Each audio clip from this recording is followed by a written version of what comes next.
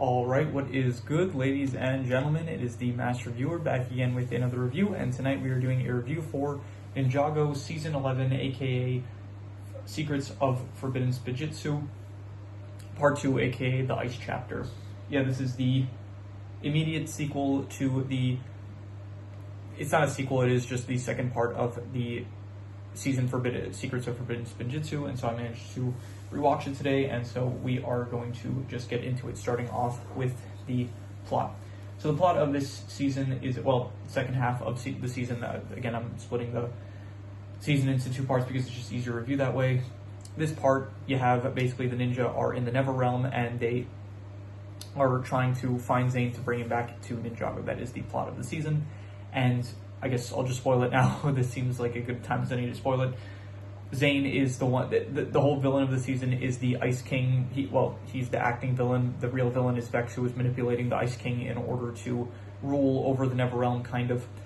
And it is revealed that Zane is the one that is actually the Ice King. He was corrupted by the scroll of Forbidden Spinjitzu that he had with him when he first arrived in the Never Realm. And so there was also some time distortion that happened where Asphira sent Zane back 60 years in the past, so it's been a few decades. And so they do try to do some misdirection. I already saw it coming because I'd seen the season, but I would say that it seemed like probably some good misdirection. I don't remember what I thought about it the first time I saw the season, but definitely I did like the kind of the stuff that they left behind, like I guess the clues to figuring it out. They do try to like make it seem like, no, it's not Zane that is the Ice King. He's actually been captured by the Ice King, so they do try to like do a bit of misdirection, which I can appreciate. And yeah, so the plot is that the ninja have to save Zane, and in the process they are actually fighting Zane throughout the season. Not that they're fighting Zane, most of the season they are fighting the Ice Samurais that work for Zane, and yeah, so eventually Lloyd kind of goes off on his own side quest. He is trying to sneak into the Ice King's castle in order to save Zane. He ends up meeting Akita, I think that's her name. Let me see here. Akita, yeah, so he ends up meeting Akita, who is a formling. Formlings are people in the Never Realm that are able to shapeshift into a specific animal, that's whatever their spirit animal is, basically. And so that is who Lloyd ends up meeting. And so together they end up breaking into the... Well, they don't break in together. What happens is that they end up... I'm trying to remember exactly what happens. It was... It's been a lot of these reviews lately. I've been doing it like not immediately after I finish whatever it is I watched. So in some cases I do have to do the review a few hours later. But what happens is that initially Akita and Lloyd, they're together, but then what happens? Oh yeah, so Zane sends his dragon. He made a dragon out of pure ice, and he wants to capture Lloyd, and so Lloyd ends up getting captured. Akita goes on her own to the ice fortress while Lloyd has been captured. Lloyd finally sees Zane. He tries to convince him that he lost his memories and tries to remind him who he really is. While this is going on, the ninja are doing their own thing. Cole gets some time to shine this season where he is going after... He lost the Traveler's Tea initially in the first episode when they arrived in the Never Realm, so to redeem himself, he climbs up a mountain in order to find a Traveler's Tree that will let them get back to Ninjago when they need to get back at the end of the season. He ends up meeting Crag, this giant Yeti thing that he ends up becoming friends with. Kai, by the way, I'm trying to like say less. I've been listening to the recordings, and it's just a personal pet peeve of mine. I keep on saying it, so I am trying to work on like speaking slower, as well as just if I don't know what to say, try to like let the silence like be natural. So I'm trying to work on that still. So you do have Kai, who lost his powers, so a lot of the season it is him kind of regaining his powers. There's like a bit of an arc of him getting over the fact that he, pretty much at the start of the season, he does end up regaining his powers back, and then he ends up needing to accumulate his powers because his powers are still pretty weak, so throughout the season he's kind of getting his powers back slowly. Nina has her own kind of side arc where she is trying to learn how to control ice, because apparently water and ice, they're basically one and the same, because ice just being the solid form of water. So a woman, the leader of the... Not the formlings, the other people. There's like other people that also live in the Never Realm, and the leader of that tribe, Sorla, she basically tries to mentor Nia to be able to control ice, and by the end of the season she does end up like doing it once, but then I'm pretty sure after the season they don't really bring it back up. So yeah, and that is what all the ninja are basically doing. Jay doesn't really have much to do this season, but eventually they do manage to, Zane is reminded after Lloyd gets defeated by the Ice King. Vex basically tries to taunt Lloyd before he's about to kill him, and he starts saying some stuff about you couldn't protect others and you couldn't protect yourself, and it kind of reminds Zane of his whole motto of he was built for those who he was built to protect those who cannot protect himself, and so it unlocks his memories, and then he is reminded of who he was, and so he ends up breaking the spear with the Forbidden Scroll, and it basically gets rid of the 60-year-long blizzard that he caused, I guess. So that is the plot of the season, and then they managed to, Crag gave Cole a berry when they met, and they used that berry in order to get back to Ninjago, and that is where the season ends. So overall, I would say that the plot for this season, I liked it more than the Fire chapter. I thought it was more interesting with the whole tension with the Ice King and trying to defeat. I thought the Ice King in general was probably just a more interesting villain. Overall, before we get into the characters, I will just give the plot of the season. I'll say a solid 6.5. It was good, but still not as good as like some of the previous seasons that we had, but even so, it's still a good season. Not season plot, I thought the plot was good. A lot of it was just kind of trying to get to the Ice King's temple, not temple, but maybe it was a temple, the Ice King's lair, basically. And then the actual confrontation itself goes by pretty quickly, but overall it was still good. I would say the plot, all the side plots I thought worked pretty well. In terms of the characters, the core ninja are good as usual. All of them pretty much have something to do except for Jay, but it's fine because next season he is going to have a large focus. Pixel and Wu do also have a bit of the season does have kind of some filler similar to the last season. There was like specifically I think 3 filler episodes this season. One where this season specifically they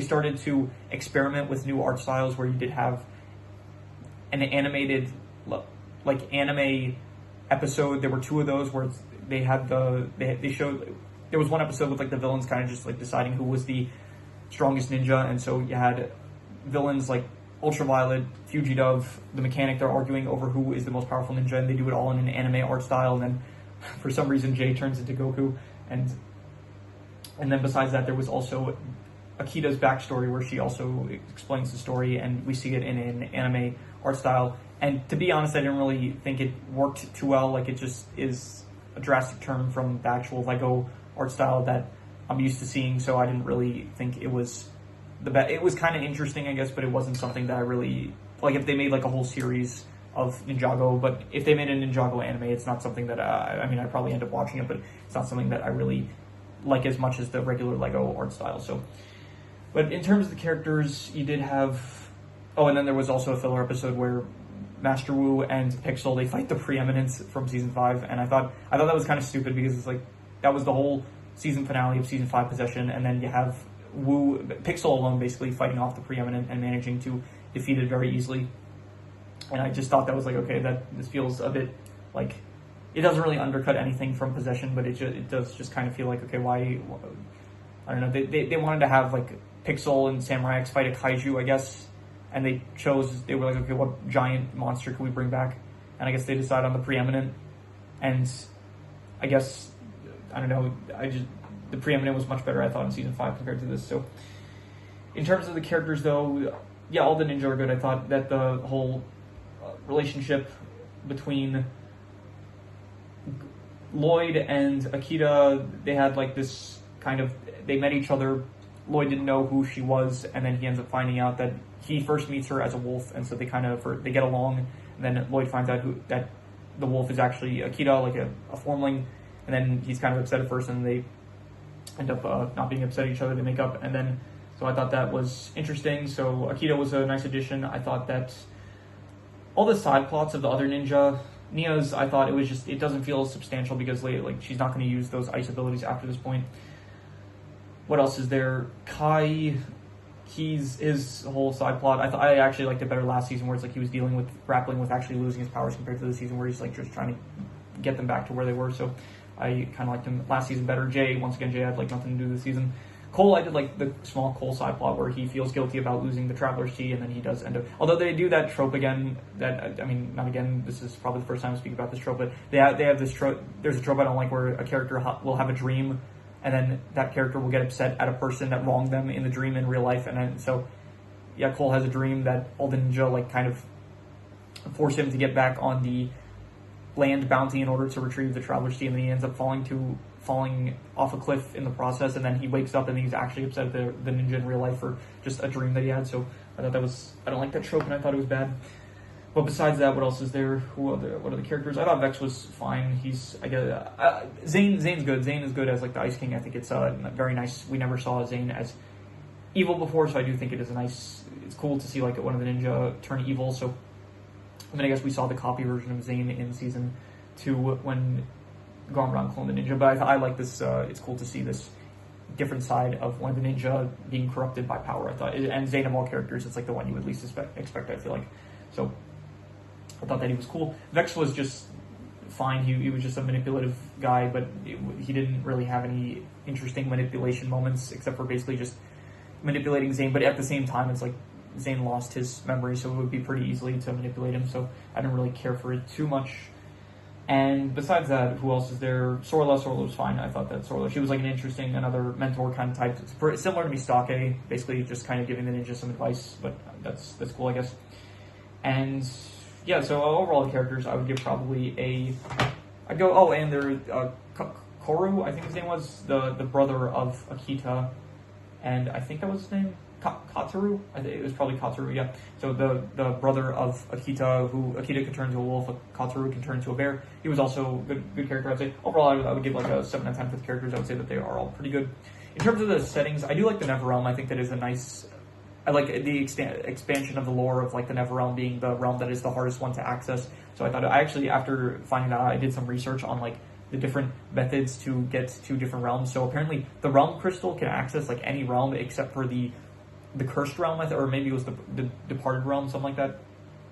The Traveler's Tea can access the departed realm, but apparently the Traveler's Tea cannot access the Never realm. So I do like there's kind of like different rules for which method you use to travel between realms. And so yeah, the Never realm being the realm that is the hardest one to access as well as the hardest one to escape. I thought that it was cool. It is very much, it falls a bit into the territory of like the first realm, where the first realm just feels like kind of barren. So the Never realm, the only thing that really distinguishes it from other realms is it's just a bunch of ice, and even then most of it is caused by Zane for like 60 years, and then after Zane destroys the Staff of Forbidden Spinjitzu, the blizzard just ends up disappearing, and so it does kind of feel like it does take away from like the harshness of the Never realm that was portrayed so up until this point. But even so, I like the Never realm. I thought it was honestly, I'll go pretty good. Like, once again, it's just kind of ice areas and stuff, which it's fine, but it's not like, I don't know, I like the Forest of Ice better that we saw, and yeah, it was alright, but it was just kind of one note, once again, like the first realm, I would say. So in terms of the art style, this is similar to the first half of the season, the Fire chapter. This does kind of look a bit more kid-friendly, I'd say, so... But that's just, I guess, what the case is going to be moving forward compared to, I guess, the previous seasons. I'll give the art style just whatever I've been giving it up to this point, probably a 6.5, I'll say. So good, definitely. Although I didn't like the anime art style, though. That does kind of bring it down. So for those episodes, I would bring it down a bit. But even so, I'll just give it a 6.5. I'll just be generous and give it a 6.5. In terms of the action, there's a lot of like big fights this season, like not a lot of actual hand-to-hand combat fights except for, I guess, a few battles with the Ice Samurai. But besides that, and maybe a bit towards the end with the actual Ice King, you do have a lot of fights with the mech that Lloyd fights in. He fights like a bird, he fights the dragon. I forgot the dragon's name, but he fights a dragon. There's also Pixel versus the Preeminent and stuff. There is, I guess Cole fights Crag for a bit, but yeah, there's not too many like actual fights with the ninja versus the enemy faction, I guess. So overall, I would say I like the mech fights. They are pretty cool, but I do kind of like the hand-to-hand fights a bit more so. And there weren't as many. Even the whole Forbidden Spinjitzu, they don't really utilize it as much as they did last season. Last season, it was utilized a lot more. This season, it's just kind of utilized. I'm pretty sure when Zane even fights Lloyd, I don't even remember if he used Forbidden Spinjitzu in that case. So overall, I would give the action, I would probably give it like a, I don't know, like I'll give it a 6 out of 10. I'll say it's above average just because I'll include this, like all the moments when Zane would actually use the staff of Forbidden Spinjitzu, even if he wasn't fighting, like when he was using it just to lift up the mech and carry it over to a cave and stuff like that. I thought that like any time when the weapon is used, I still think it's cool, I would say. So, but yeah, I just give the action like above average. So in terms of the theme, this theme is similar to last season. Like this is a very basic theme, just the last season being fire, this one in contrast being ice. And I do think that probably ice is a bit more, like, I'm not going to say one is more interesting than the other. They're both, I guess, fine themes, but once again, they're very basic, and it's not something that that I really like to, as the basis for an entire season. I prefer something more substantive, like, again, I mentioned this constantly, but rebooted, as in, like, technology and stuff, ghosts, time, pirates, whatever they had, even something like Hunted. Hunted is like more so, I guess, a vibe to the whole thing. So this is kind of like similar to, as in, this is kind of a setting theme, if anything, and I'll just give it the same, I'll give it like a 6 out of 10, similar to, I think, what I gave the last parts theme. So in terms of the worst thing I would say is probably, do I have a worst thing in mind? I don't really have a worst thing in mind. I would say probably the worst thing was, honestly, the filler, probably just the filler once again. I think that I criticized last season where there was also the issue of the actual setup for the season, which I didn't really like, but I would say that this season did not have that problem. But so in this season's case, probably just the filler episodes I thought were, like, there's some good moments in them, but even so, not even just the filler, but also the animated episodes, like not the animated Akita backstory episode was not filler, but even so, I didn't really like the animated stuff as much, even if there were some, like, I guess, good moments in it, like when Vex confronts his village and stuff. I thought that was good, but even so, I'd give it like a, although it's I don't know, I'll go like a 5.5, just because there are, like, it's not bad, and it is kind of interesting, I guess, seeing it in a different art style. But yeah, also there was I forgot to mention this, there was a Chima cameo where you did have the beavers from Chima. They do end up they reach the monastery at the start of the episode that Pixel fights the preeminence, so that was cool to see. In terms of the best thing, I will say the best thing is all the moments with the Ice King. I did really like all the moments with Zane as the Ice King. I think it is just cool. Once again, it's like we've seen Kai kind of get corrupted with power back in season 4, and later on, I know in Dragon Rising we are going to see Jay get not really corrupted by power, but he is going to, like, turn evil for a bit. And so I do think that it is definitely cool to see Zane, the ninja that you kind of least expect to turn evil, because he is the most, like, calculating one. And so I think that he is definitely very cool to see in a different, like, being evil, I would say. So I would say that Zane as the Ice King, or the Ice Emperor, whatever they called him, I would give that probably, I would say a 7.5 maybe. Very good. Yeah, very good. I would say 7.5. And yeah, that is all the extra notes I have, so I'm going to do the calculations. So King Crimson. So it ends up coming out to exactly a 6.5, which would be good. And I think that is probably what I would give the season. Yeah, I would say that it was a good season, better than the last one, like the first half of the whole Secrets of Forbidden Spinjitzu season. But even so, I do still think that there have been better seasons in the past. But even so, this is still a good, I guess, I'm still calling it season, even if it is just half of the season. So yeah, 6.5 I would give it. And yeah, that is pretty much all there is to it. So if you have any recommendations, any shows, movies, video game stories, anime, manga, web series, anything that you want me to review, leave it in the comments, and I will maybe possibly check it out. With that said, that is pretty much all there is to it, so let's leave it at that.